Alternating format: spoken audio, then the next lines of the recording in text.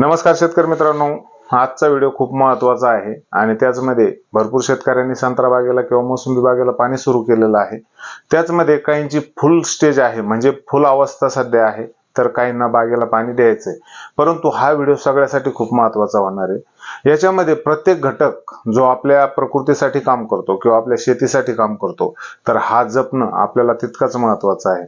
मग ते जमिनीमधील जीवाणू असो किंवा त्याचबरोबर हवेमार्फत काम करणारे किंवा वरतून आपल्या झाडावरती काम करणारे, मग त्यामध्ये फुलपाखरं असतील किंवा मधमाशी असेल, तर या सर्वांना जपण्याची जिम्मेदारी आज आपल्याकडे आहे। मित्रांनो, पाठीमागं गेल्या काही वर्षापूर्वी आपल्या झाडामध्ये भरपूर प्रमाणात पोळे दिसत होते, म्हणजे मधमाशीचे पोळे। परंतु आज जर पाहायला गेलं तर परिस्थिती खूप उलटी झालेली आहे आणि त्याच्यामध्येच मधमाशीचं एखादं पोळं जर आपल्याला सापडलं तर नशीब। कारण जेव्हापासून आपल्याकडे बाग आहे, तर तेव्हापासून असं लक्षात आलंय की किमान आपण ज्यावेळेस छाटणी झाडाची करत असतो किंवा काडी काढत असतो, तर त्यावेळेला गेल्या 10 वर्षापूर्वी जे पोळे दिसायचे, म्हणजे किमान 4-5 मधमाशाचे पोळे प्रत्येक बागेमध्ये असायचे। परंतु आज सापडूनही एकही पोळं बळचही सापडत नाही।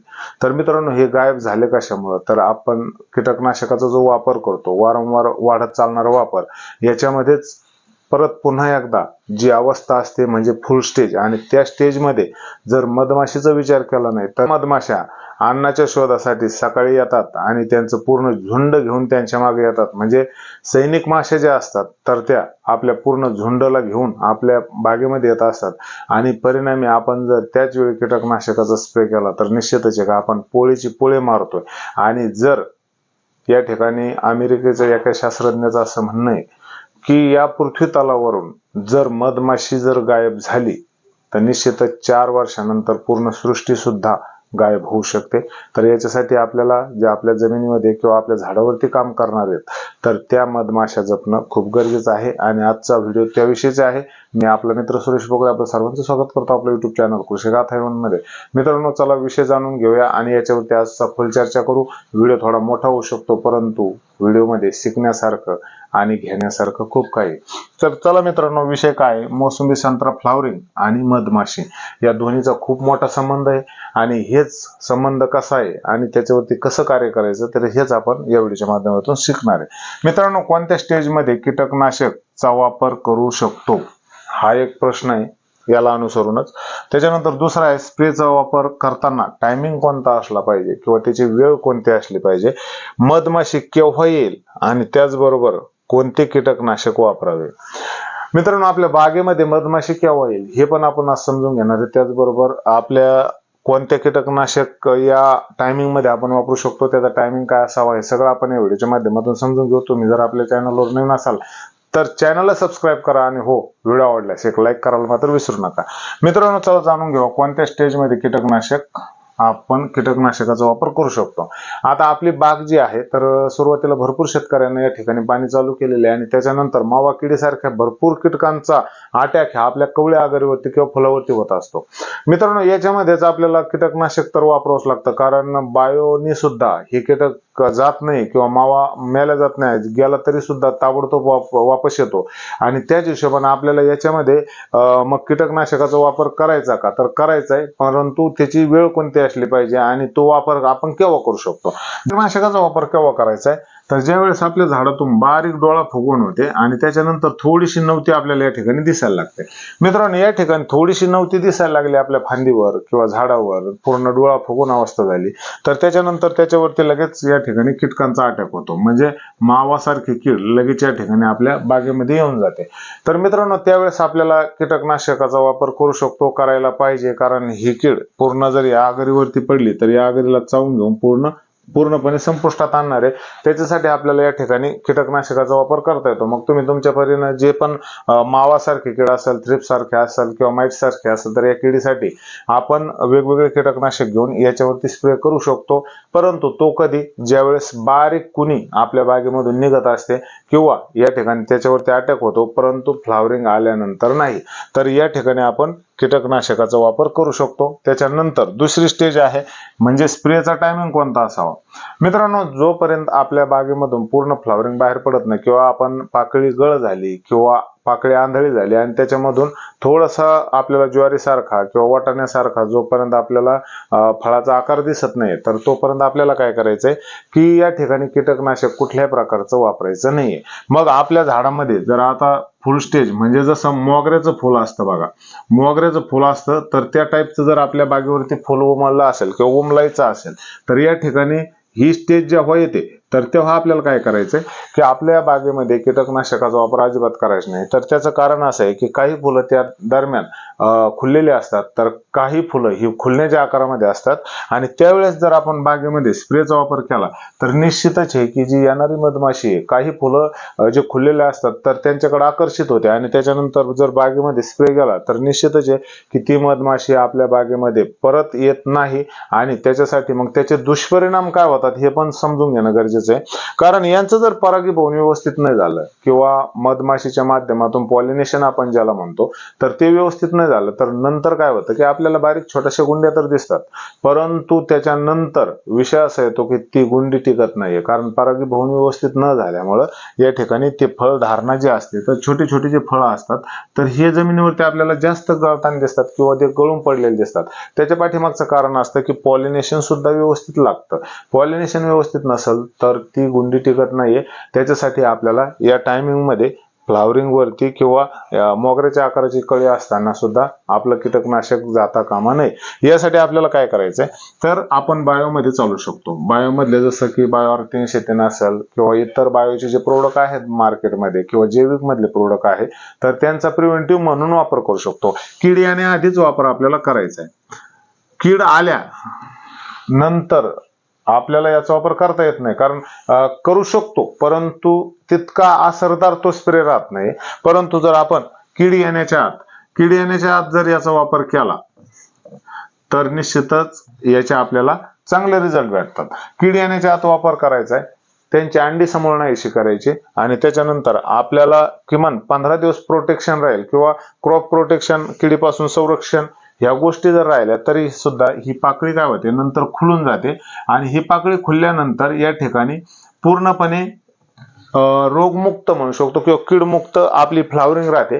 आणि त्याच्यानंतर काय होतंय की ज्या वेळेस गुंडीमध्ये याचं परिवर्तन होतं तर तेव्हा ती आपल्याला मधमाशीचं सुद्धा काही अडचण येत नाही, मधमाशीला अडचण येत नाही. त्याचबरोबर तोपर्यंत गुंडी तयार होते आणि त्याच्यानंतर आपण स्प्रे काढला तरी पण चालतो. त्याच्यासाठी आपल्याला काय करायचंय की काही प्रिव्हेंटिव्ह औषधं म्हणजे निमार्का असेल, त्याचबरोबर बायो 303 असेल, व्हीबीएम सारखं प्रोडक्ट असेल तर यांचा वापर आपण करू शकतो आणि आपल्या बागेला सुरक्षित ठेवू शकतो या अवस्थेमध्ये. आणि तुम्हाला सांगितल्याप्रमाणे पहिल्या अवस्थेमध्ये आपण कीटकनाशक हे वापरू शकतो. मित्रांनो, मग मधमाशी केव्हा येईल आपल्या बागेमध्ये? मधमाशी येणारच आहे कारण त्याचा जो कालावधी असतो, जे मधमाशीचे जे पोळे असतात तर या ठिकाणी काय होतं मित्रांनो की मधमाशीचे पोळे जर आपल्या बागेमध्ये मधमाशी जर यायची ठरलं तर निश्चितच आहे की साहजिकच यांच्यामध्ये ज्या मुख्य सैनिक माश्या ज्या असतात तर त्या कामाला लागत असतात सकाळी. आता सकाळी यांचा टायमिंग असतो की हे पूर्णपणे आपल्या बागेवरती येणार. सैनिक माश्या ज्या असतात त्या पूर्ण चारी दिशेला 4 हे सैनिक माश्या जात असतात. आता हे 4 गेल्यानंतर कुठं अन्नाचा शोध लागतो म्हणून या सगळ्या काय करत असतात की अन्नाचा शोध ज्यावेळेस यांना लागतो किंवा जिथं फ्लावरिंग दिसेल तर त्या ठिकाणी या सर्व माश्या सैनिक माश्या जाऊन येतात. त्याच्यानंतर ह्या आपल्या परत ग्रुपमध्ये आल्याच्या नंतर आपल्या बागेमध्ये फ्लावरिंग आहे आणि आपल्या बागेमध्ये एक मधमाशी येऊन गेली, सैनिक मधमाशी.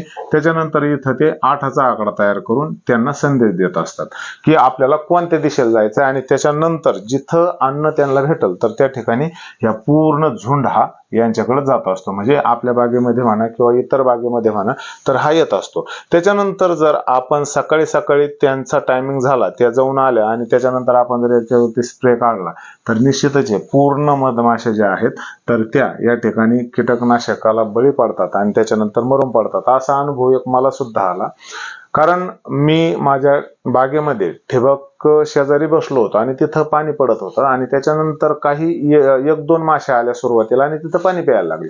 परंतु त्याच्यानंतर काय झालं की त्या 2 मधमाश्या ज्या आहेत तर त्या तिथं मरून पडल्या किंवा गुंगायला लागल्या आणि जागेवरच पंख फडफड करायला लागले.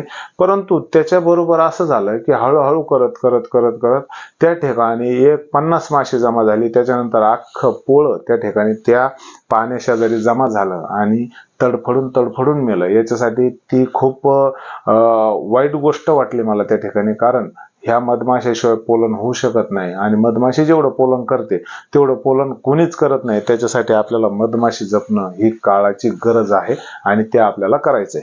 मित्रांनो, या ठिकाणी मग काय करायचंय की इथं कीटकनाशकाचा वापर तर आपण केला नाही आणि मधमाशी जपायची कशी, मग मधमाशी आपल्या बागेमध्ये केव्हा येईल, तर आपल्याला काय करायचंय, मधमाशी अट्रॅक्ट करण्यासाठी एक तर सुरुवातीचा पॉइंट असा आहे की आपण मोहरी सारखे, झेंडू सारखे जे फुलं असतात तर ते आपल्या बागेमध्ये थोडेसे आधीच थोडेसे टाकून द्यायचे किंवा कोपऱ्याने जरी टाकलं थोडंसं जिथं ओला आहे तिथं, तर मोहरी सारखी पिकं हे मधमाशीला सगळ्यात जास्त अट्रॅक्ट करणारे असतात आणि त्या ठिकाणी मधमाशी ऑटोमॅटिक येते आणि त्याच्यानंतर आपल्या फुलावरती पण येते आणि परागीकरणाला अडचण येत नाही आणि अजून जास्त संख्येने मधमाशी त्या ठिकाणी गोळा होत असते. म्हणून आपल्याला हे काम करणं गरजेचं आहे. त्याच्यानंतर भरपूर लोक भरपूर पर्याय सांगतात. काही म्हणतात की पोतडे गुळाच्या पाण्यामध्ये भिजून ठेवा, काही म्हणतात की इलायची आणि गुळाचा धूर करा.